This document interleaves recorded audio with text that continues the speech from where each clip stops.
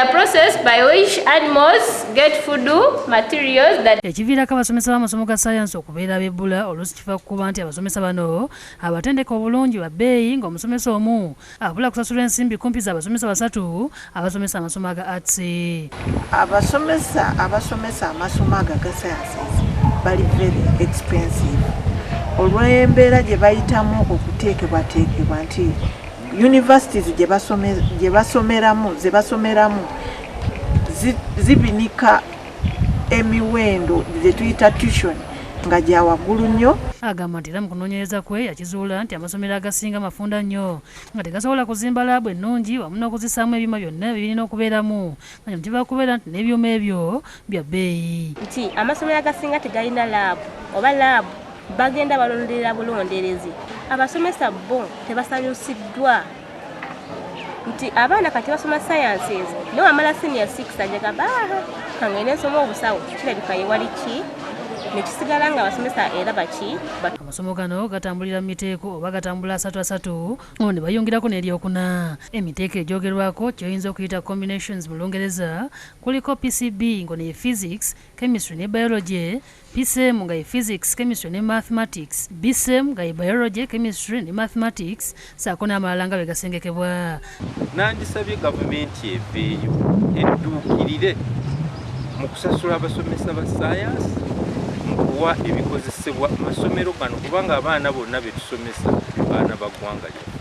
Amasomo gano okusinziira ku ngeri gye gasenkebwamu abagaba ebifo ku yunivasite kwe basinziira okuwa omuyizi koosi era nga buli ssomo liba lirina okubeera n'obubonero kwe batwalira omuyizi ku yunivasite. Ssomo erikulembera mu science okukola biology, physics, chemistry na agriculture.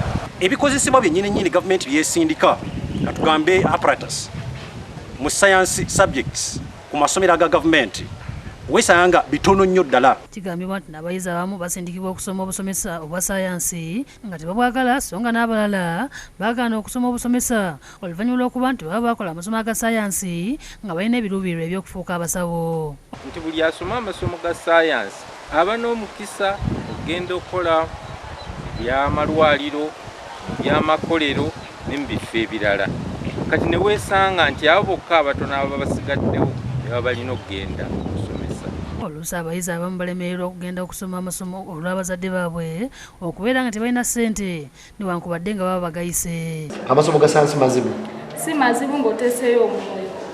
Joseph Justice Kiwanuka alina ekirowoozo nti amasomo gano bantandise okugasomeseza mu bibiina ebisooka nga guli mu mawanga ag'abazungu olwo omwana n'akula ng'alina obumanyirivu mu ekyo ky'ayagala okubeera ng'akuze. Kyebalaba nkodde ekyokulabirako nti abazungu batusinga batandika okuteekateeka abaana baabwe nga bakyali bato okusobola okunyweza sayansi ono mu Uganda mu masomero gaffe. Tutandikira okuteekateeka bano abaana kuviira ddala wansi eno. Agamba nti amasomero ag'omu byalo gabonaabona nnyo okufuna abasomesa ba sayansi kubanga abasomesa bangi ddala tebaagala genda kukolera mu byalo ng'ekalamoja n'ebirala. Nti abasomesa baffe abamu aba sayansi nabo balina okukyusa endowooza zaabwe.